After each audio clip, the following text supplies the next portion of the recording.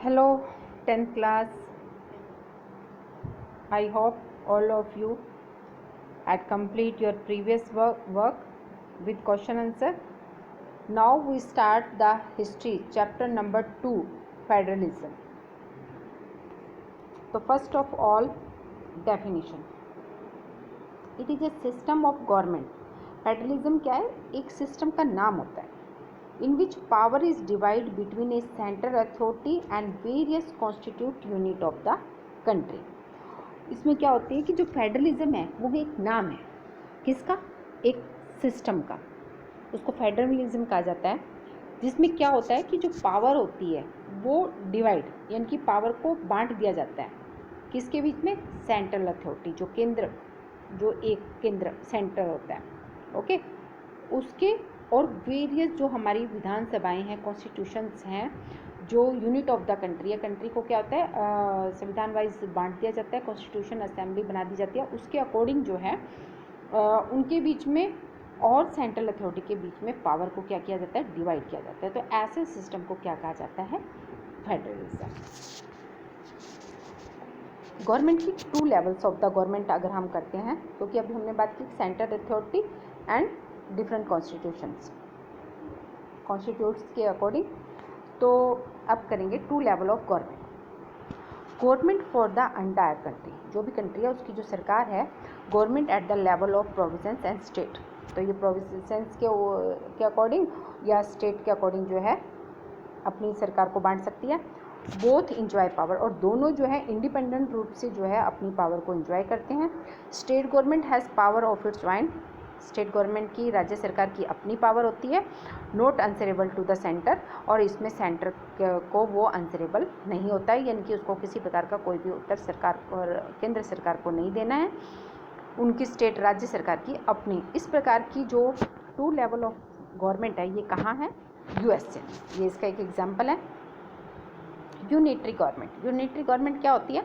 Only 1 level of government, जहाँ government का केवल एक ही लेवल होता है। हमने पीछे किया थे 2 लेवल के। यूनिटरी मतलब एक ही लेवल होता है जिसमें सब यूनिट्स सबॉर्डिनेट, उस जो एक सरकार है उसके क्या होते हैं? सबॉर्डिनेट्स होते हैं, सहायक होते हैं। Centre can pass order to local government. Centre क्या करती है? मेन सेंटर है, वो क्या करती है? कोई भी ऑर्डर जो है वो पास करेगी किसको? लोकल गवर्नमेंट को। जैसे ये 1 यूनिटरी गवर्नमेंट कहाँ है? United kingdom. तो क्योंकि हर कंट्री में जो डेमोक्रेसी है उसमें जो सिस्टम है हर कंट्री का अलग अलग होता है। कहीं 2 लेवल की गवर्नमेंट होती है, कहीं यूनिटरी गवर्नमेंट है, अलग अलग सिस्टम होता है हर किसी का, कहीं 3 लेवल की गवर्नमेंट है। तो हर किसी का जो है ना अपनी पावर को डिवाइड करने का तरीका होता है, एक सिस्टम होता है। तो इस प्रकार से 2 लेवल गवर्नमेंट भी हो सकती है और यूनिटरी भी होती है। 2 लेवल में क्या होता है? सेंटर की पावर अलग होती है, स्टेट की पावर अलग होती है। स्टेट जो है वो कोई आंसरेबल नहीं होता टू द सेंटर, परंतु इसमें क्या होता है? यूनिटरी गवर्नमेंट क्या होता है कि लेवल तो एक ही होता है, परंतु जो सेंटर होता है वो कोई भी ऑर्डर जो पास कर रहा है वो लोकल गवर्नमेंट को पास कर देता है। अब बात आती है कि फेडरलिज्म की विशेषता क्या होती है। आखिर इसमें क्या क्या बातें हैं, मतलब किसको हम कहेंगे, किस सिस्टम को कहेंगे federalism? Has 2 more level of government, जिसमें 2 से ज़्यादा लेवल के गवर्नमेंट सरकार होती है, लेवल होती है सरकार के 2 या 2 से अधिक ज़्यादा लेवल हो। Each level has its own power, और प्रत्येक जो लेवल है उसकी अपनी पावर हो, और क्या हो? Jurisdictions is specified by the constitution, और जो भी जुडिसिकेशंस है वो किसके द्वारा होनी चाहिए? संवैधानिक होनी चाहिए। And there is constitution guarantee of authority, और इसको संवैधानिक रूप से अथॉरिटी की गारंटी हो, यानी कि अपना काम करने का अधिकार हो। Constitutions provision can be change only with the constitution of both level of the government. संविधान के प्रोविज़न में अगर आप चेंज करना चाहते हैं तो कब चेंज कर सकते हैं? केवल तब जब बोथ ऑफ लेवल गवर्नमेंट जो है इसके लिए राजी।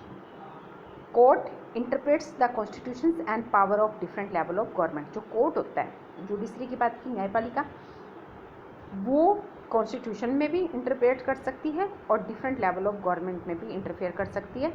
Supreme court is the umpire if disputes arise with different level of the government. Supreme court जो होता है, जो सबसे बड़ा कोर्ट होता है, वो different level of the government के बीच में अगर किसी प्रकार का कोई मतभेद उत्पन्न हो जाता है तो वो उनको दूर करता है। सोर्स ऑफ रेवेन्यू जो होता है वो बिल्कुल क्लियर होता है कि कहाँ से रेवेन्यू आएगा, कहाँ से इनकम होगी, ये सब चीज़ें क्लियर होती है फेडरलिज्म सिस्टम के अंदर। ओके, तो ये है इसकी विशेषता, फीचर्स ऑफ फेडरलिज्म की फेडरलिज्म आखिर है क्या चीज़। First of all, more than 2 level of government, प्रत्येक लेवल की अपनी पावर होती है, या जुडिफिकेशंस होगा और जुडिफिकेशंस के पास अपनी पावर है, गारंटेड होती है। और किसी भी संविधान के अंदर कॉन्स्टिट्यूशन प्रोविज़न में चेंज करना है तो constant of both level of the government. Third, court interfere कर सकता है कॉन्स्टिट्यूशन में भी और different level of the government में भी। और सुप्रीम कोर्ट जो है डिफरेंट लेवल ऑफ गवर्नमेंट के अंदर जो कोई डिस्प्यूट्स मतभेद उत्पन्न हो जाते हैं तो इसका सॉल्यूशन भी करता है। और जो रेवेन्यू है, कहाँ से इनकम होगी सरकार को, इसके बारे में क्लियर कट बताया जाता है। अब बात आती है ऑब्जेक्टिव ऑफ फेडरलिज्म कि फेडरलिज्म के उद्देश्य क्या है। To safeguard promote the unity of the government, यानी कि देश की एकरूपता को प्रमोट करना, उसको बचाना, ताकि देश के लोग बाग पूरे यूनिटी में रह सके, पूरे राज्य एक दूसरे की यूनिटी में रह सके, एक रूप रह सके। टू अकोमोडेट रीजनल डाइवर्सिटी, और जो रीजनल डाइवर्सिटी है उसको बनाए रखना, ठीक है, ताकि उनके बीच में किसी प्रकार का मतभेद उत्पन्न ना हो। 2 एक्सेप्ट्स हैं आइडियल आदर्श। First of all, government at different level should agree to some rules of power sharing. सरकार जो डिफरेंट लेवल है ये शुड एग्री, इस बात से सहमत होंगे कि some rules of power sharing, कि जो पावर शेयरिंग के जो रूल्स है उसके लिए सहमत हो। Trust and agreement to live together must be there, और विश्वास भी होना चाहिए। एग्रीमेंट, समझौता भी होना चाहिए उनमें, और विश्वास भी होना चाहिए एक दूसरे के प्रति, ताकि वो एक दूसरा का के साथ मिलकर चले। दो, ये फेडरलिज्म के आदर्श होने चाहिए। अब बात आती है कि फेडरलिज्म में 2 प्रकार का सिस्टम बन जाता है। एक बन जाता है कमिंग टुगेदर, दूसरा बनता है होल्डिंग टुगेदर। 2 सिस्टम बनते हैं। तो first of all, coming together क्या है? Independent state coming together on their own to form bigger unit. जो स्टेट है, सपोज कीजिए कि 2 स्टेट मिल जाते हैं आपस में और मिलकर एक बिगर यूनिट बना लेते हैं, उसको कहते हैं coming together. Second, increase security bye pooling sovereignty and retaining identity. और ये जो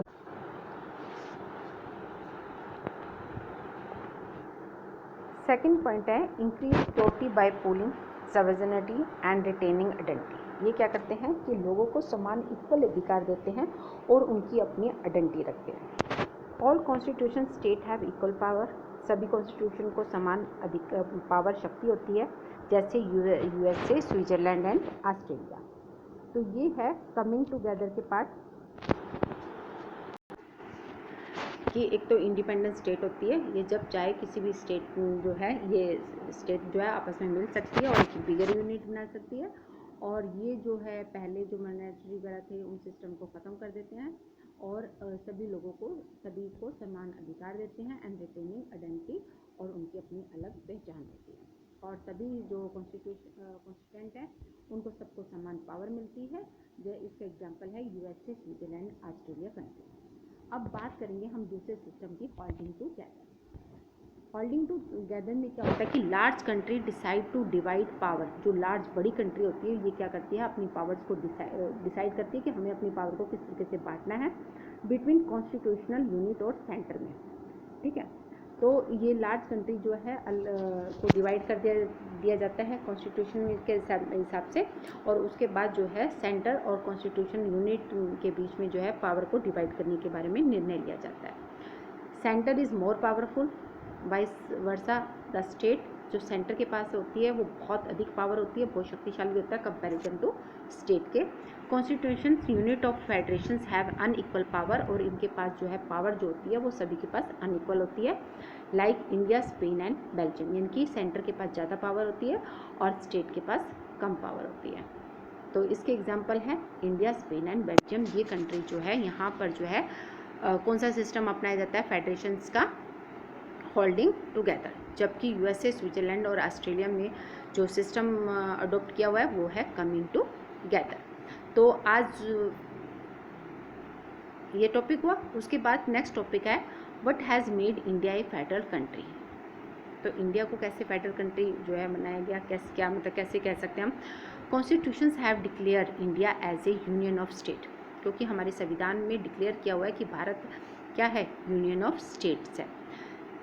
3 टायर फेडरलिज्म है यहाँ पर, यूनियन, स्टेट एंड पंचायत, क्योंकि सेंट्रल गवर्नमेंट अलग होती है, स्टेट गवर्नमेंट अलग है और हमारी लोकल गवर्नमेंट यानी कि पंचायतें अलग है। तो 3 टायर की जो है गवर्नमेंट है, लेवल है गवर्नमेंट का।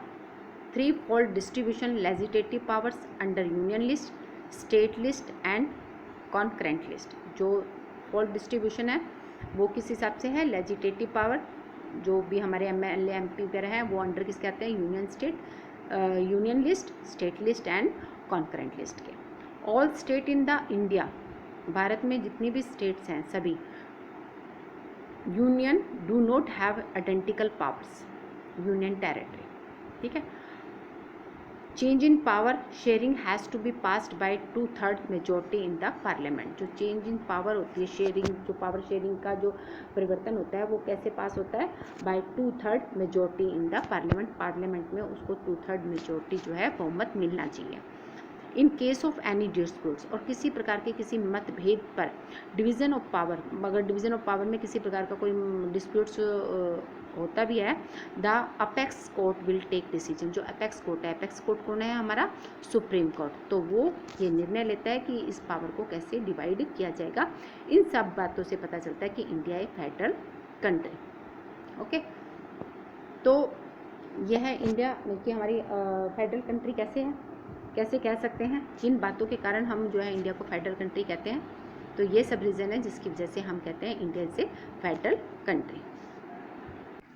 ओके, तो पार्ट 1 में है हमने क्या किया, what do you mean by federalism, क्या चीज़ होती है, 2 लेवल ऑफ गवर्नमेंट कहाँ है, किसको कहते हैं, यूनिटरी गवर्नमेंट कहाँ है, और यूनिटरी गवर्नमेंट किस गवर्नमेंट को कहेंगे, फेडरलिज्म की फीचर्स, ऑब्जेक्टिव, 2 आइडियल इनके, डिफरेंस बिटवीन कमिंग टुगेदर और holding together, and what has made India A federal country. तो पार्ट 1 में आज इतना ही। आप सभी ये नोट्स जो है अपने रजिस्टर में नोट करेंगे, पहले ध्यान से सुने और उसके बाद जो है इनको अपने रजिस्टर में जो है राइट करें।